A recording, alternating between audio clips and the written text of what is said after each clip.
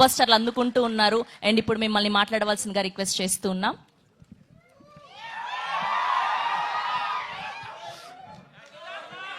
అందరికి నమస్కారం. ముందుగా మన సినిమాల్ని గ్లోబల్ సినిమాగా మార్చిన కొందరు దర్శకుల్ని ఇప్పుడు తలుచుకోవాల్సిన టైం.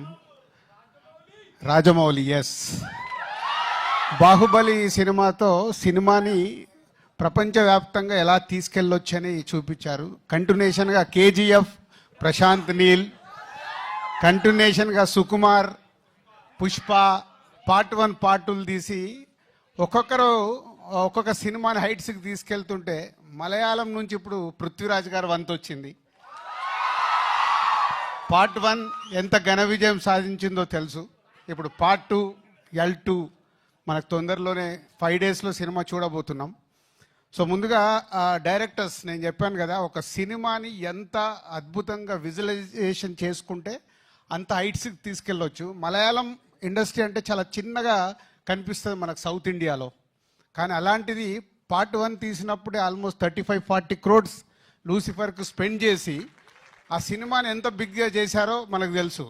సరే, పార్ట్ 2కి వచ్చే వరకు 150 crores మలయాళం ఇండస్ట్రీ నుంచి 150 crores పెట్టి ఇంత భారీ బడ్జెట్ సినిమాని పాన్ ఇండియాగా, పాన్ వరల్డ్గా ఇస్తున్నందుకు ముందు పృథ్వీరాజ్ గారికి థ్యాంక్ యూ వెరీ మచ్. ఎందుకంటే టీజర్ చూసాము, ఒక వావ్ ఫ్యాక్ట్ ఉంది. ట్రైలర్ చూసాము. ట్రైలర్ నాకు ఫస్ట్ మొన్న చెన్నైలో చూపించినప్పుడు, సార్ ట్రైలర్ చాలా పెద్దగా ఉంటుంది సార్ అని నన్ను ప్రిపేర్ చేశారు ముందు. So almost 3 minutes 45 seconds trailer. 3 minutes 45 seconds అలా చూస్తూ ఉండిపోయాం. ఇప్పుడు కూడా రిపీటెడ్గా వేస్తే దాంట్లో ఎన్ని రకాలుగా ఎన్ని కథలు చెప్పడానికి ట్రై చేశారు డైరెక్టర్. అది గ్రాండియర్ విజువల్తో పాటు ఇంకా మోహన్ లాల్ గారిని సూపర్ స్టార్ అనాలో పాన్ ఇండియా స్టార్ అనాలో తెలియదు, కానీ సో మోహన్ లాల్ గారు అక్కడ స్క్రీన్ మీద కనిపిస్తుంటే ఒక వావ్ ఫ్యాక్టర్ కనిపిస్తుంది. సో థ్యాంక్ యూ పృథ్వీ గారు, థ్యాంక్ యూ మోహన్ లాల్ గారు అండ్ ఓల్డ్ టీమ్. సో 5 డేస్లో ఇంకొక 3 దర్శకుల పేర్లు చెప్పాను. 4వ దర్శకుడు కూడా పక్కన నిలబడబోతున్నాడు, పృథ్వీరాజ్ గారు.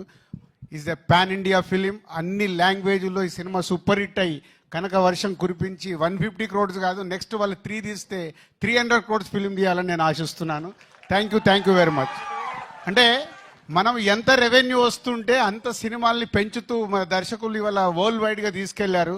ఒక చిన్న సినిమా కావచ్చు, మిడ్ రేంజ్ కావచ్చు, పెద్ద సినిమా కావచ్చు. సో మొన్నే అక్కడ హిందీలో కూడా చూసాం, పార్ట్ 2 అంటే స్త్రీ తీస్తే 500 కోట్లు 600 కోట్లు కలెక్ట్ చేసేసింది. అంటే we have is lot of potentiality. Right cinema ఇస్తే వరల్డ్ వైడ్గా మన ఇండియన్ సినిమాలు చూడటానికి ప్రేక్షకులు రెడీగా ఉన్నారు. లాంగ్వేజ్ ఇంకా లేదు, only global film. Indian cinema global అయింది. దానికి చేసిన దర్శకులందరికీ థ్యాంక్ యూ వెరీ మచ్.